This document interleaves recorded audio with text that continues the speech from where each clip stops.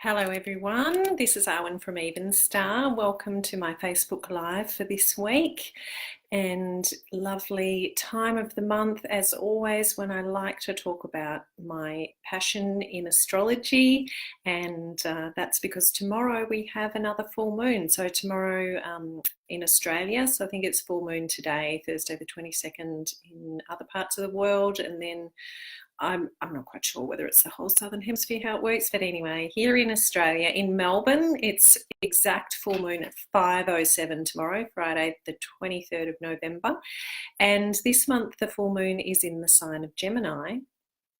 And as you may know, the sun has just gone into the beautiful sign, my birth sign of Sagittarius. So that's the combination that we're dealing with. So I wanted to talk to you a bit about that and about what this particular energy of this full moon is all about.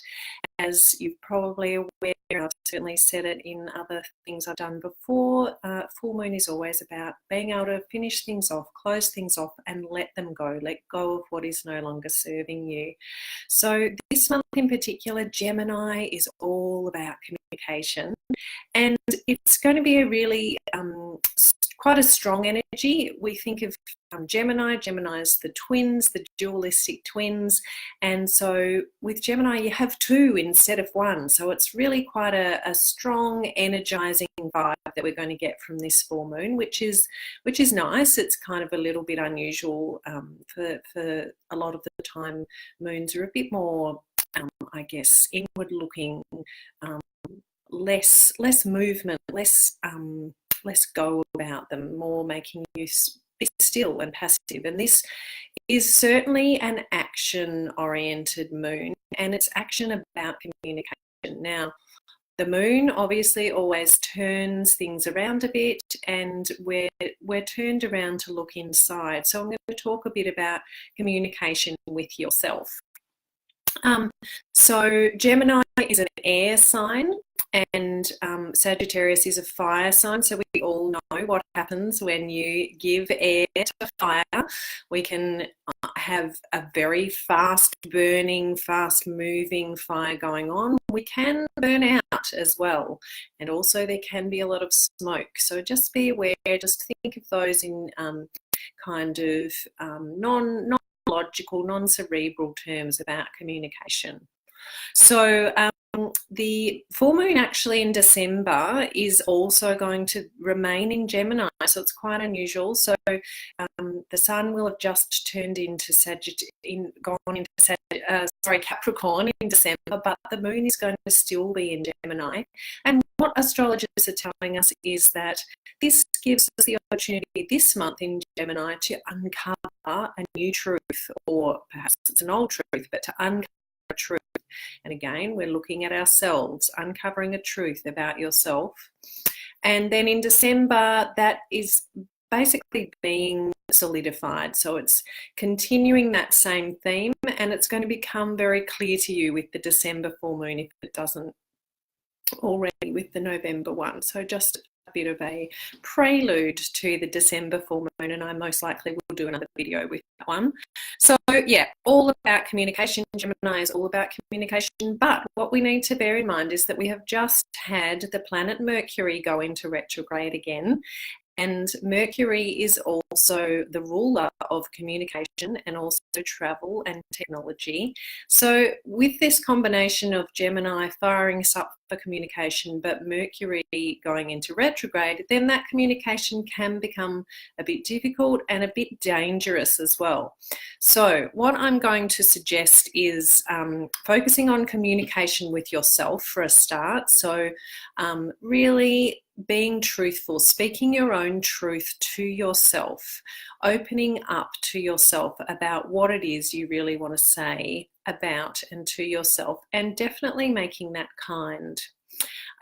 So it might be a good time to actually journal and write things down. Gemini loves us doing this, and that is a good way to really get thoughts down. If you're doing it without thinking, just making it a pen to paper, kind of a meditative sort of writing practice, and not thinking editing, not planning that this is going to be something that anybody else is going to read. We're just writing, getting it out, getting it down on paper.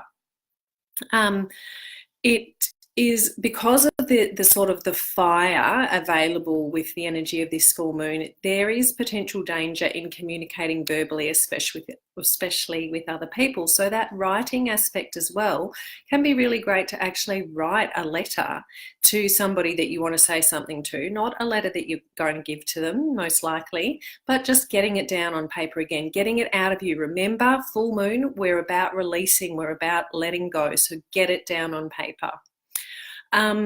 Now, again, a duality with Sagittarius and Gemini energies. So Sagittarius actually really likes us to delve deeply into something, find out all there is to know about one particular thing, whereas Gemini tends to like to grab little bits of information from here and there.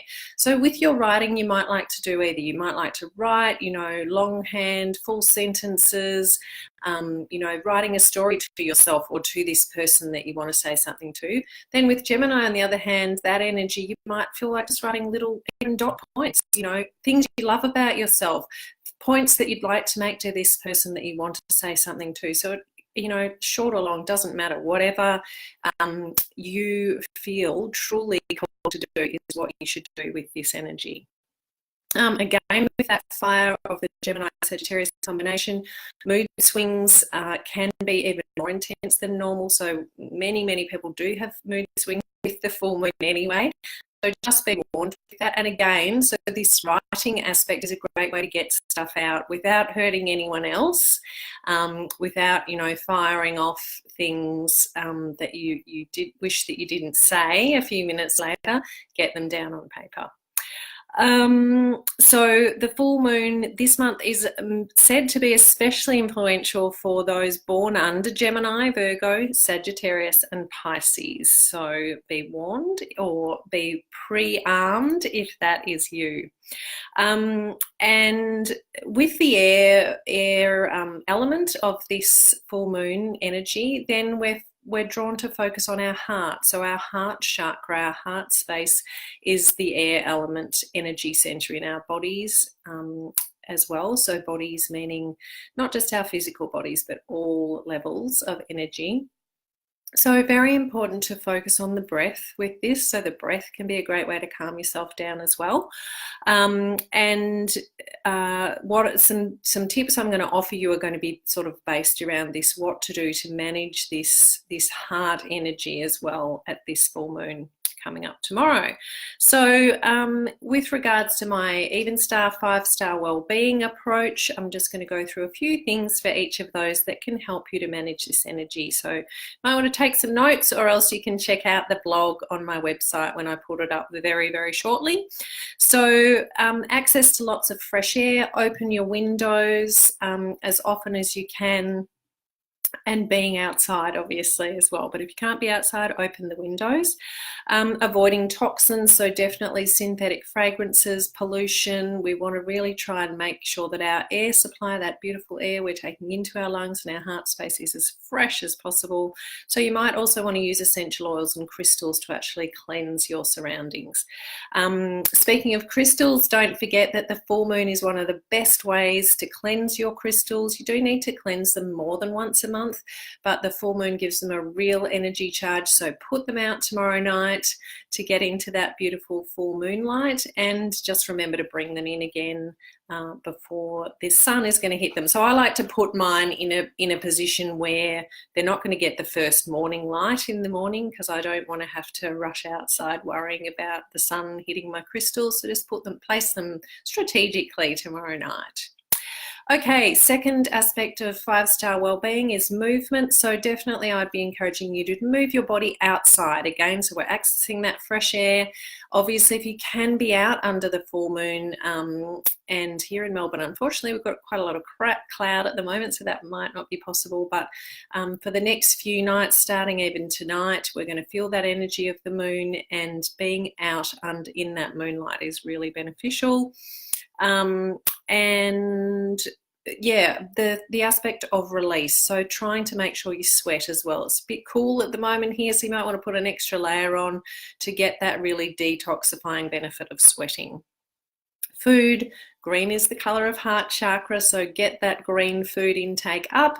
Smoothies can be a great way to increase the amount of green fruits and vegetables that you're eating, so that's a good idea. And the other thing in the food aspect is water, and I really love to put out my glass bottles of water in the moon as well, so you make yourself some moon juice, which is just amazing how it tastes different to the tap water that you put outside once the moon has shone its light on it overnight. So I'd encourage you to do that. Sleep, many people find that the full moon interferes with their sleep. So if you don't already, maybe use some essential oils to help you with sleep for the next few nights. Maybe use an eye mask or an eye pillow to help as well. And then the other thing I would say is if you are having trouble sleeping, just let that go as well. Don't lie in bed wishing you were asleep. If you're not sleeping, then get up, maybe pull the blinds up, let that moonlight flood in, sit there and meditate in that space, maybe read whatever it is that you need to do to just relax, and then when you're ready, you will go to sleep. You'll survive. If you have a night or two of bad sleep, it'll be okay. You will regain that well-being again once you can sleep really well again. Being is my last aspect of 5-star wellbeing. So meditation, we really want to do that, especially around the full moon, preferably every day. You might want to look up some heart chakra meditations on your favorite meditation app and see what comes up with that. And then the other thing, of course, is the journaling and writing notes to yourself, which we've already spoken about. So to try and tap into what it is that your heart desires the most, you might like to put your left hand on your heart, or the opposite hand, your non-dominant hand, on your heart while you're doing that journaling, that writing, and tapping into that energy of your heart. And as I mentioned before, this particular moon is meant to uncover a truth for us. So really trying to access what is that truth. Ask that question as you're going to sleep at night. And of course, energy healing is always beneficial for us in letting go and accessing things that we can't necessarily access on the conscious level. So that might be something that you'd like to consider. If you want to book an appointment, please contact me. Feel free to do that through Facebook, or go to my website and make a booking online. I hope that's been helpful. I hope you have a wonderful Gemini full moon tomorrow. And if you have any questions, don't hesitate to get in touch. Be well. Bye now.